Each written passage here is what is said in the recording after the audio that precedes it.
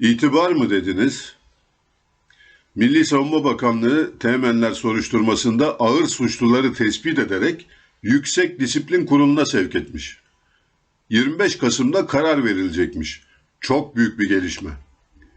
Milli Savunma Bakanlığı bu konuyla ilgili tartışmalar büyüyünce kamuoyuna açıklama yapmış. Şöyle buyurmuşlar. Türk Silahlı Kuvvetleri'nin Atatürk'le hiçbir sorunu olmaz. Disiplinsizliğin hiçbir aması olmaz. Yapılan inceleme ve soruşturmanın ne okunan metinle ne de içeriğiyle bir ilgisi yoktur. Yemin metnini okuyan onlarca teğmenden sadece eylemi organize edenlerin Yüksek Disiplin Kurulu'na sevk edilmeleri, okunan metnin içeriğiyle ilgili bir tartışma olmadığının en büyük göstergesidir. Burada önemli olan içerik ne olursa olsun, disiplin sürecinin her zaman aynı şekilde işletilecek ve disiplinden asla taviz verilmeyecek olmasıdır. Suç, kılıç çatmak veya Mustafa Kemal'in askerleriyiz demek değil, amirlerin ikazlarına rağmen basını da davet etmek suretiyle alternatif yemin organize ederek disiplinsizlik yapmaktır.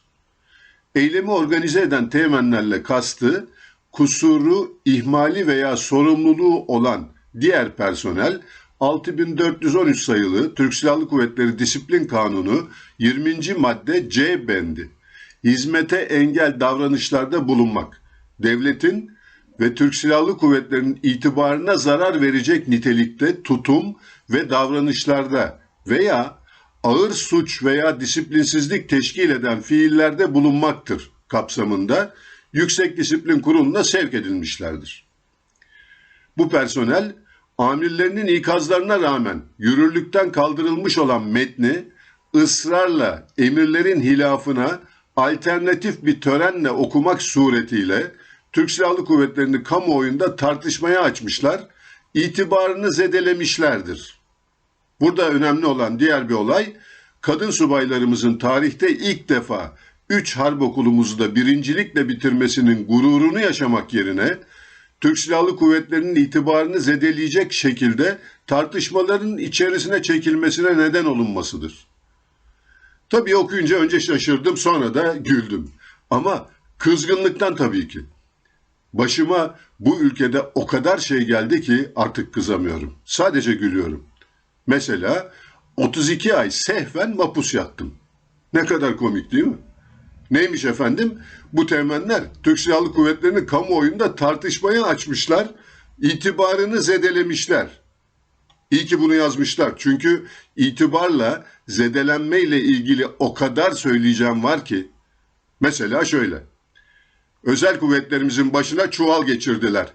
İtibarınız zedelenmedi. Kozmik odaya FETÖ'cü savcılar girdi. Devletin çok gizli belgeleri deşifre oldu. İtibarınız zedelenmedi. Generalimizi, amiralimizi, subaylarımızı, az subaylarımızı kumpas kurup teker teker topladılar, cezaevlerinde doldurdular. İtibarınız zedelenmedi. Ki bunlar içinde emekli Hava Kuvvetleri Komutanı, Deniz Kuvvetleri Komutanı da vardı.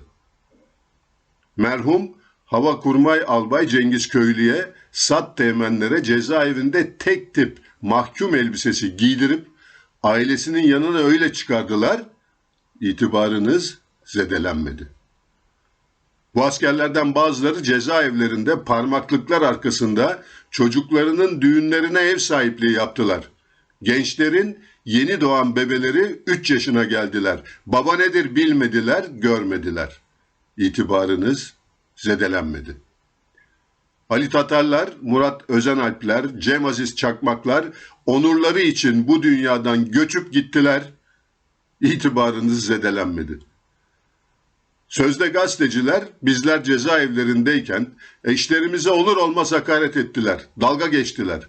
Kadın teğmenimize, bir subayınıza ağır küfürler edildi. Olur olmaz saldırılarda bulunuldu.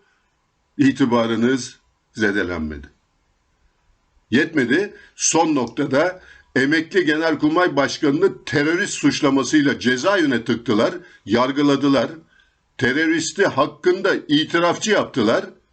İtibarınız zedelenmedi. Yine beraber teşriki mesai yaptığınız, vakti zamanında komutanım diye peşinde gezdiğiniz emekli generaller, amiraller 28 Şubat davasından 90 yaşlarında cezaevlerinde vefat etti. Cenazelerine gelemediniz, itibarınız zedelenmedi. 15 Temmuz oldu, sizlerin kafasına silah dayadılar. Yerlerde süründürdüler. Ellerinize kelepçe bağladılar. Yine itibarınız zedelenmedi. Askeri ne varsa kapattılar. Okulunuz, hastaneniz, askeri yargınız kalmadı.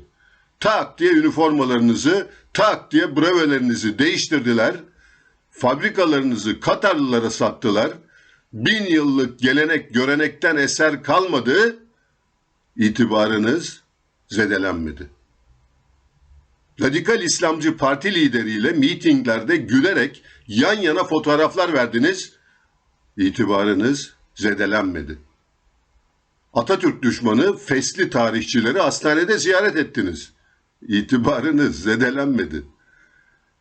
Cübbeli, sarıklı, insan kaçakçılığı yapan amiral ve generaller türedi. İtibarınız zedelenmedi. Terörist başını Gazi Yücel Meclis'te konuşturma niyetindeler. Onca şehidimize, gazimize rağmen itibarınız zedelenmedi, incinmediniz. Daha çok var ama. Şimdi görüyorum ki Mustafa Kemal'in askeriyiz diyen, vatana millete sadakat sözü veren teğmenlerden çok incinmişsiniz.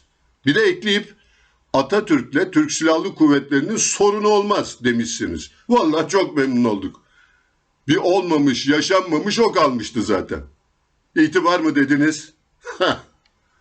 Murat Tulga. Rehberimiz ufuklara koşuyoruz. Yüreğimiz hayra kaçtı. Ya